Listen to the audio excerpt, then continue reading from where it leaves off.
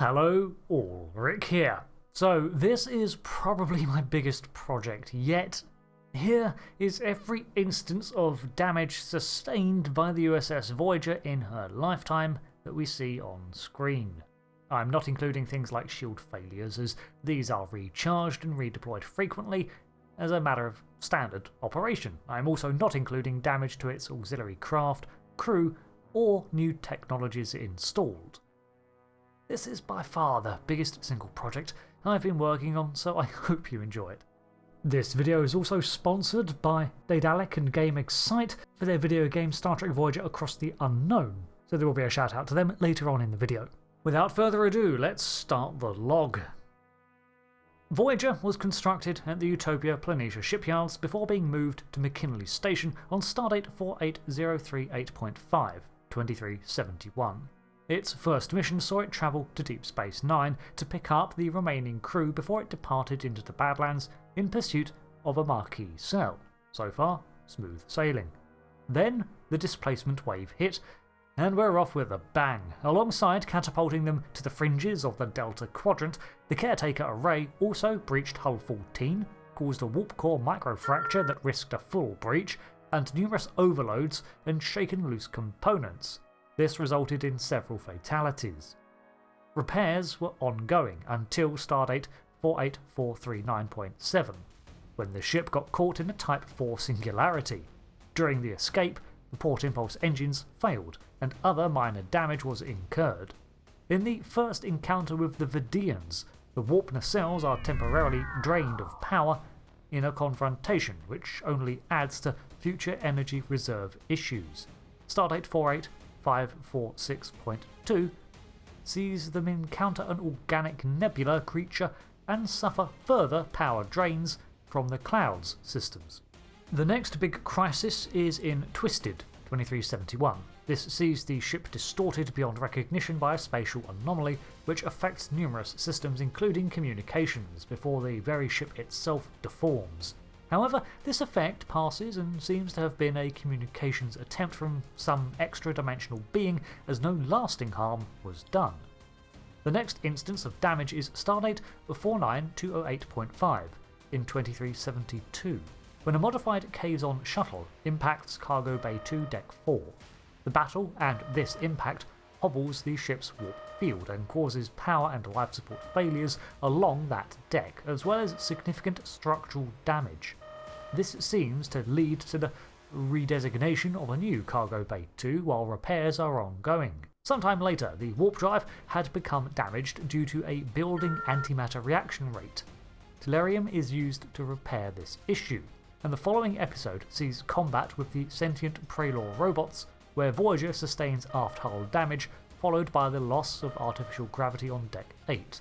Additionally, a hull breach on Deck 6, followed by a total impulse failure. Environmental controls failed, followed by life support systems.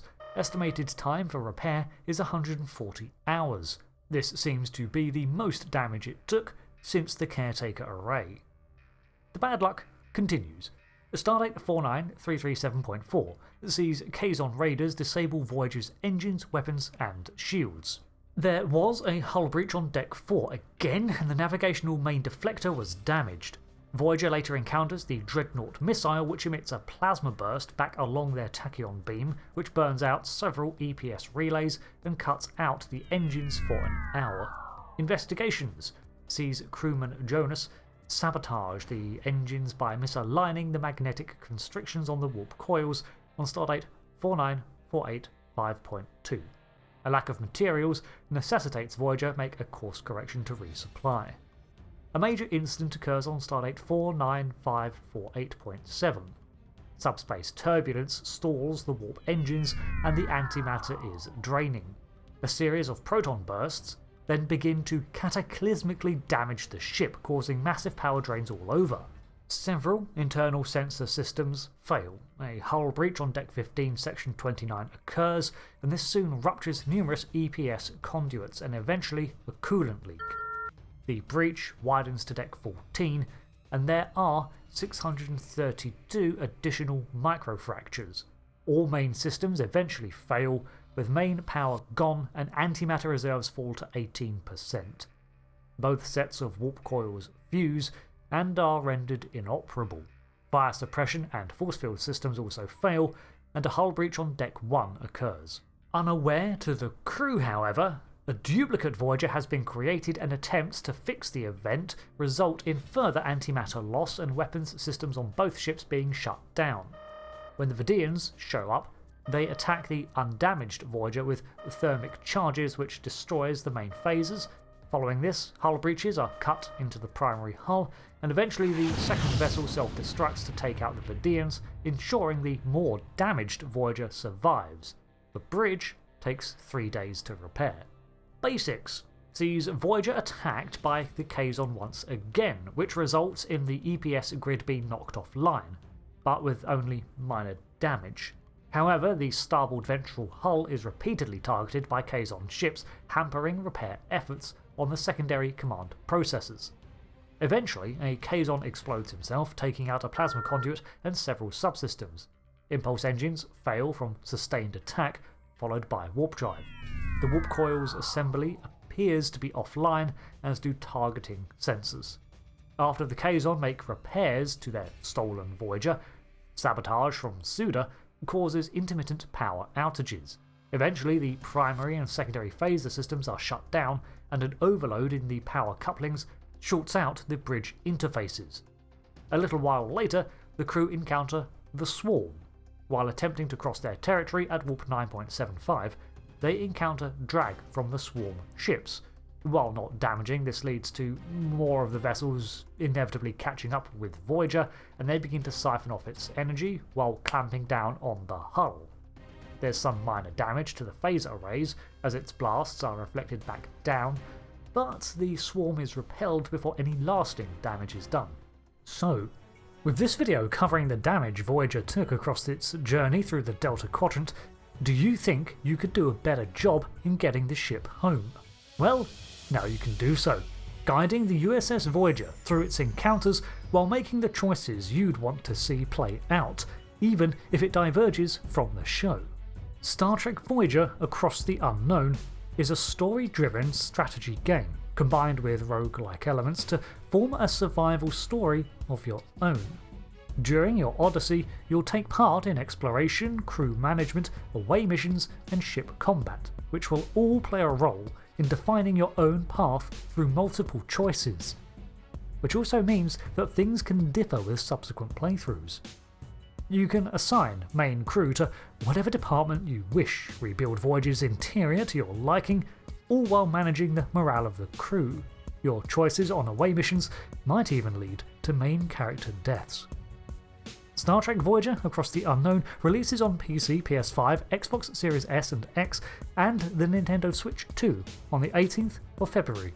You can find it in the link in the description, so feel free to wishlist the game. Thank you for watching, and thank Daedalic for sponsoring this video. Future's End sees the ship initially attacked by the USS Aeon, which knocks the helm offline and the shields fail too. The Aeon is firing a subatomic disruptor which attempted to completely destabilise Voyager's molecular cohesion, but it was thwarted. However, the journey back to 1996 damages the components of the weapons systems, 3 EPS conduits, and the main transporter buffers. The ship suffers some unspecified minor damage when Starling's Aeon technology forcibly downloads parts of the computer's library. Macrocosm sees extensive damage to the bioneural systems of Voyager as an infection sets in. This leads numerous critical systems to fail or intermittently fluctuate, including life support and main power. We also see that the macrovirus can puncture through a transporter pad, and it's likely therefore that numerous other interior breaches occurred. Environmental systems are knocked offline by an attack from the TAC-TAC during this crisis too. The holodeck also takes a hit when Janeway detonates an explosive within to spread the cure. During a survey of an inversion nebula, an alien within the nebula manages to subvert a number of Voyager's systems, beginning with the holodeck. However, no actual damage was done, as this was more of a hacking effort. During the battle with the Teresians, Voyager suffered damage to its warp engines when several plasma conduits are knocked out, and some shield emitters are knocked offline. The torpedo launchers are also disabled. While looking into a subspace distortion, an astral eddy prevents Voyager from forming a warp field and almost damages the vessel, and it also suffers damage to Deck 3 from a rescue attempt on a shuttlecraft. During an encounter with the technologically superior Voth, most of Voyager's systems are suppressed by their city ship, but no permanent damage is done. Some of the worst damage was self-inflicted by the crew in Displaced. This sees the crew indiscriminately sabotage most of the ship's systems to prevent another takeover attempt, and it's left to the Nerians to repair all the damage. Following this, a Trojan set by Seska in a holographic program is activated, which disables ship-wide communications, holodeck safeties, and numerous other nasty subroutines are prepared to deal more damage. These are eventually shut down, with the program restoring the compromised systems. During an encounter with the Borg, Voyager is forced out of warp by the passing mass of the fleet but suffers no damage. However, a blast from Species 8472 sends it spiralling as it takes hull damage while losing its targeting scanners. During the short-lived alliance with the Borg, numerous modifications are made to Voyager from software-hardware installations. While many of these are removed, some are considered beneficial to the operation of the ship and at present do not present harm to the vessel. As such, I'm not going to count these as damage per se, but I think it's important to note such modifications to the ship. Saying that, the removal of the more extensive technology results in the disabling of the warp drive as the plasma manifolds are clogged by Borg modifications.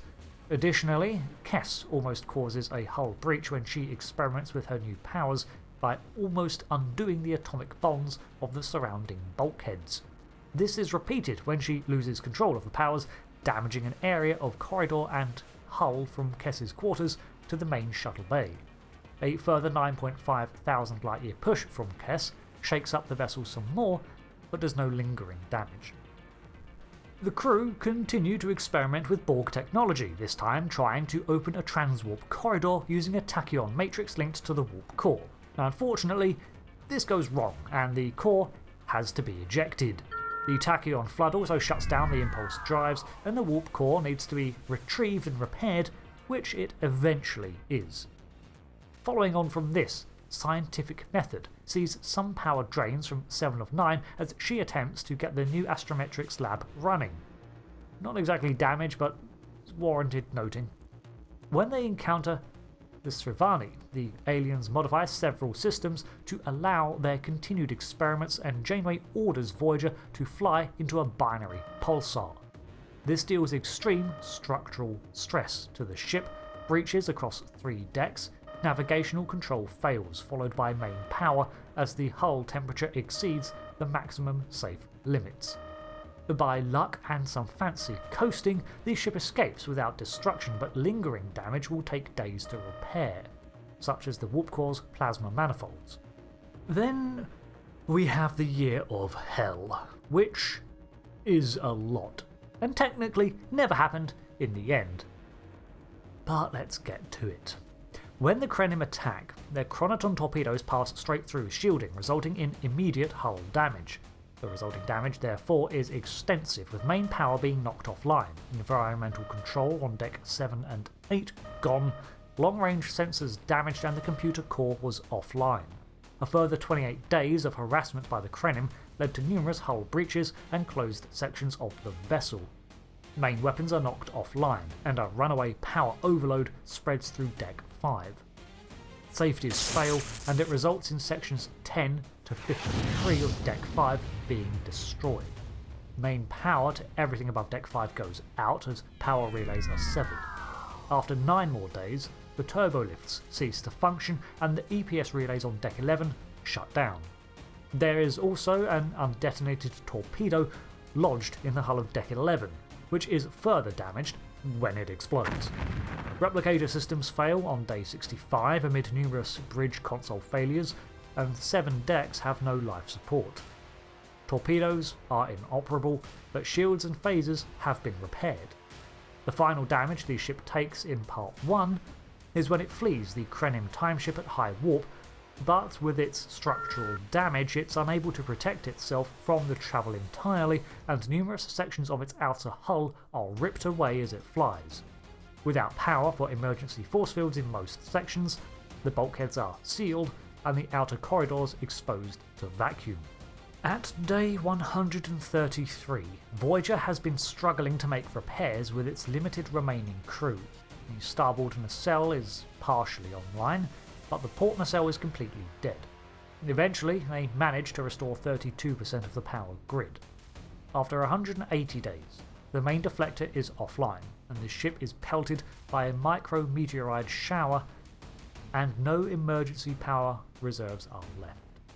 The nacelles are about to shed from the hull when Janeway restores shields at the very least. Another 46 days later, the main bridge is almost entirely offline, with only the centre section operable. During the climactic battle with the temporal ship, Voyager collides with another vessel which shears off a section of the saucer and causes a breach on Deck 1. Fortunately, this is one of the only remaining emergency force fields protected decks. So Janeway survives. She orders a collision course for the temporal weapon, destroying both it and the USS Voyager in the impact. This resets the time to a point before the Krenim were encountered, and the Year of Hell is undone. During concerning flight, numerous components of Voyager are stolen, including a warp diagnostic unit, a plasma injector conduit, but more critically, the main computer processor and central computer systems core. Without a mind behind it, targeting, navigation and propulsion are inoperable, and these are retrieved in the end and reinstalled.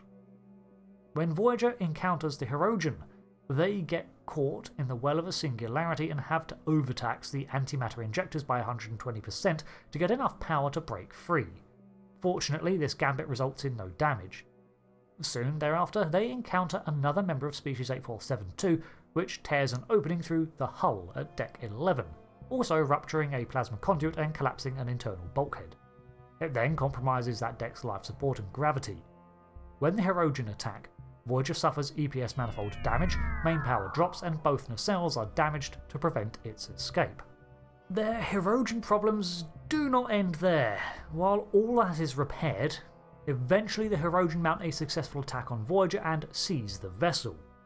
The Hirogen expand the holodecks over several decks and into the corridors, tying their power grid into the main ship. This results in the warp plasma becoming unstable, as it is not meant to supply power to the holodecks, plus the structural damage caused by the explosions and gunfire without safety protocols.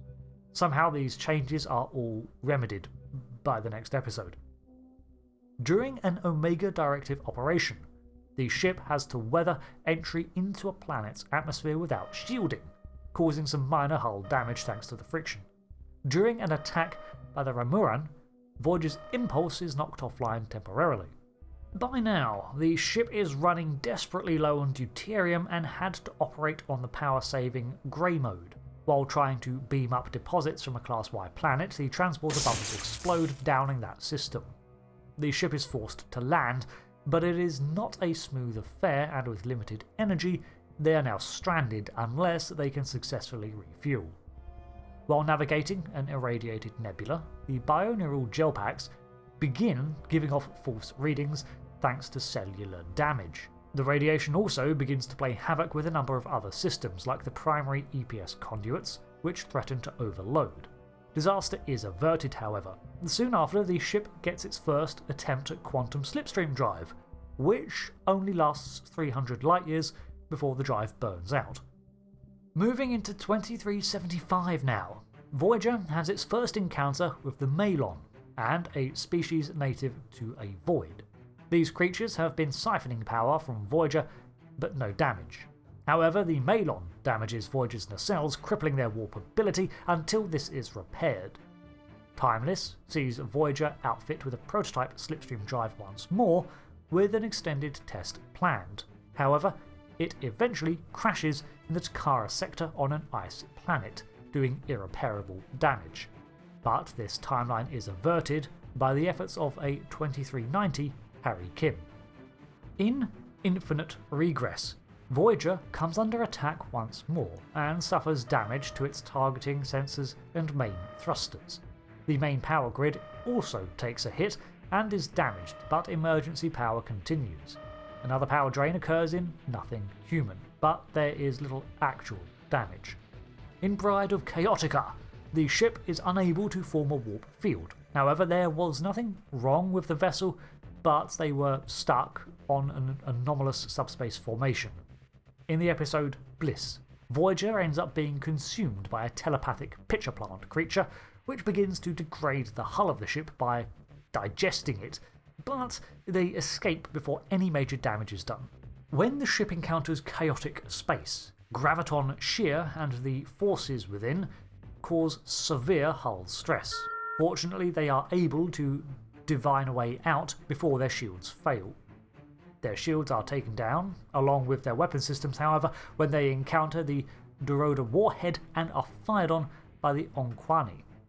It's during the encounter with the USS Equinox where Voyager suffers the most damage this year, with the ship coming under attack from the nucleogenic lifeforms, which eventually breach its shields.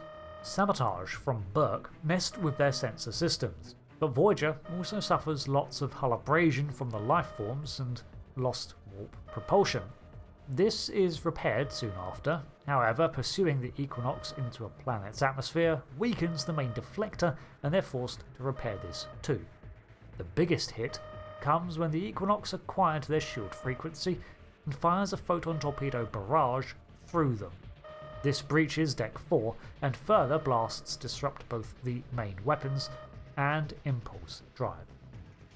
The next year sees relatively little damage to Voyager for a time, until they encounter the Vardois. However, it's the Teray that first damages Voyager by firing on it, destabilising their shield generators and damaging their warp drive.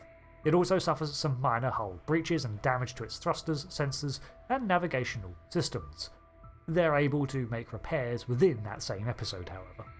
A neutronic storm threatens the ship, which suffers a plasma conduit rupture on Deck 9 towards the end. The storm begins to drain the shields, breaks the stabilizers, and diminishes primary power. Hull fractures appear as it worsens. The warp systems again get taken offline when Voyager gets caught in a gravimetric gradient of a planet with a temporal effect. The only real damage comes when the planet fires antimatter missiles at it, which causes temporary loss of transporters and life supports on Deck 8, 9 and 10. In Tsunkatsu, the ship takes a beating from Penk's vessel, which causes a hull breach across the ship, and soon after the weapons systems fail. Repairs are conducted on the move as they resume their course home. When they encounter the Borg once more, the main deflector is almost torn from the ship via a tractor beam, which causes severe hull breaches around that area from the force. A feedback pulse eventually nullifies this. When they encounter the Kubali on stardate 53679.4, they eventually come to blows and Voyager suffers life support failure on decks 6 to 10. Later that year, Voyager suffers from multiple non-critical systems failures, from sonic showers, holodecks to replicators. The cause was a faulty heating coil Neelix obtained from a con artist. When Kess returns to the ship, she does so cutting a tempestuous path through its corridors, this time on purpose. The damage here is hard to quantify, but she makes a path to engineering through Deck 11, although nothing major is damaged. More issues arose when a life form entered Voyager in The Haunting of Deck 12. This began with power cuts on 3 decks, and the auxiliary sub-processors were disabled.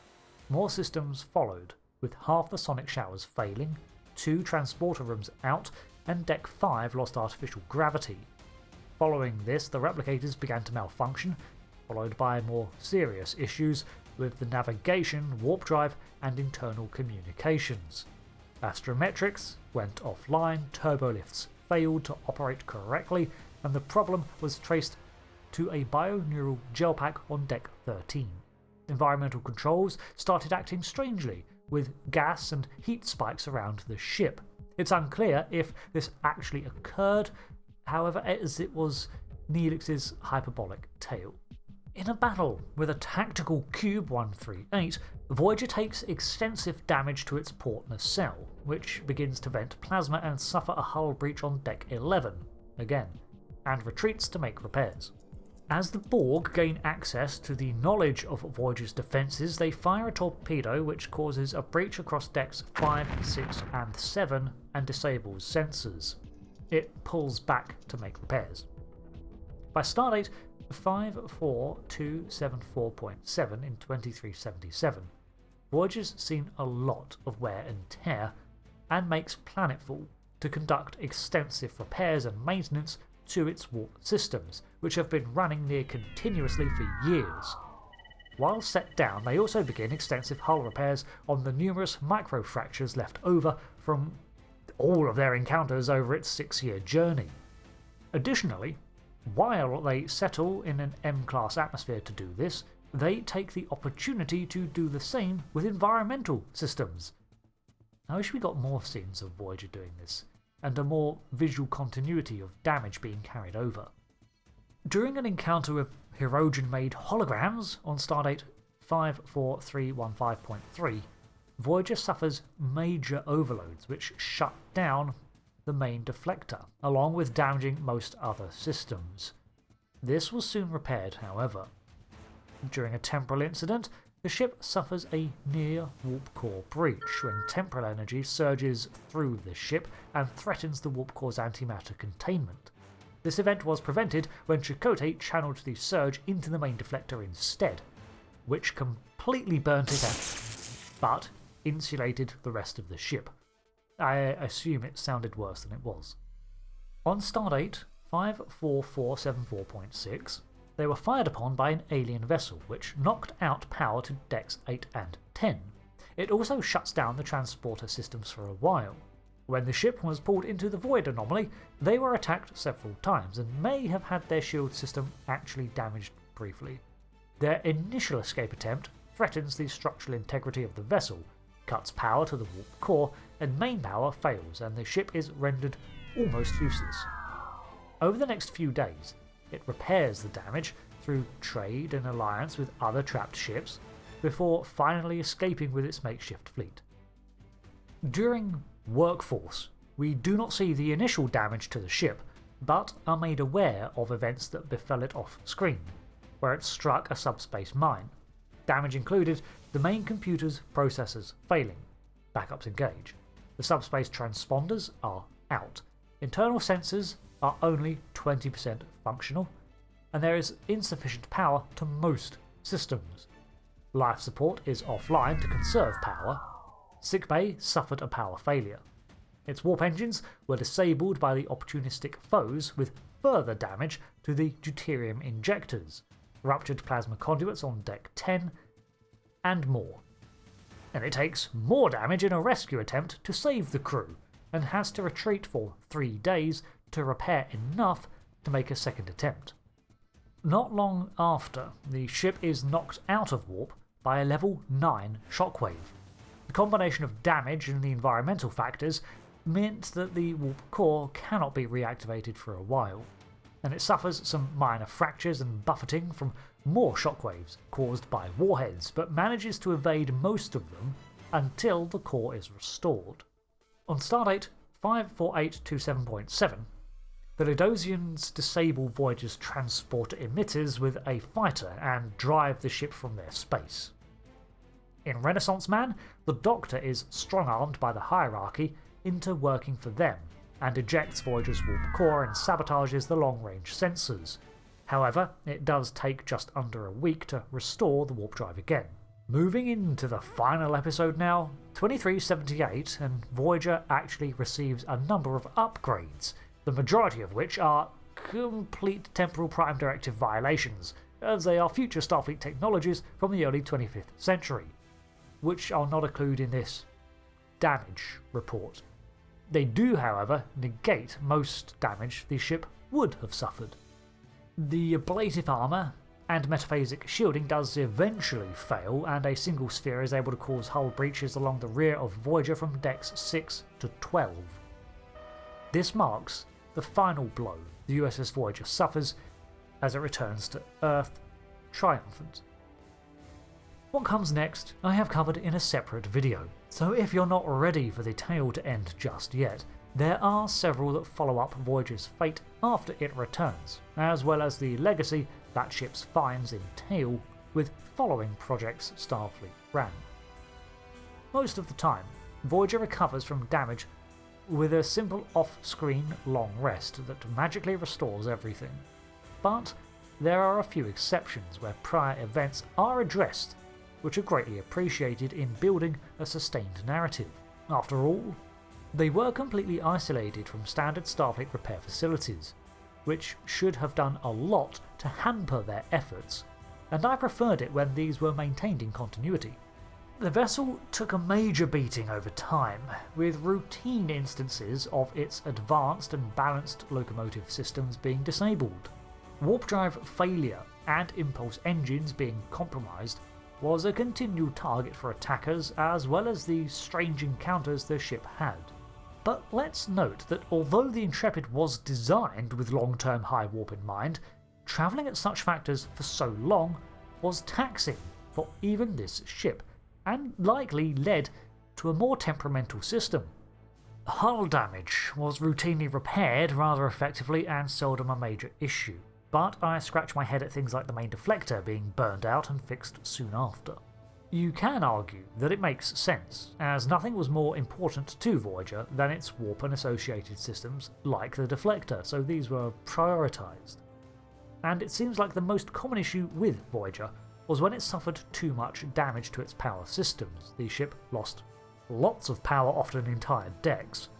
Deck 11 seems to be a favoured point of damage, with it being hit 6 times in various events. So you're buggered if that's where your quarters are. Overall, however, it's a miracle that the vessel made it home at all, with the number of near-catastrophic events, and as you can see, how easy it would be for one instance of damage snowballing into another, or a persistent issue that could have led to worsening conditions over time. Resource stops and trade likely played a huge part in keeping it going, as well as numerous upgrades over time. As it was, the warp drive and ship in general started seeing more faults and knockouts as time went on, and one can only imagine how much more it would have suffered along its original route if not for the temporal intervention of Admiral Janeway. But there we have it. This report covers every instance of damage Voyager took throughout its journey. Thanks to my fam for helping sift through the entire series, and thanks again to Daedalic for sponsoring this video. So until the next topic, I've been Rick, and I need to lay down and retrofit myself. Goodbye.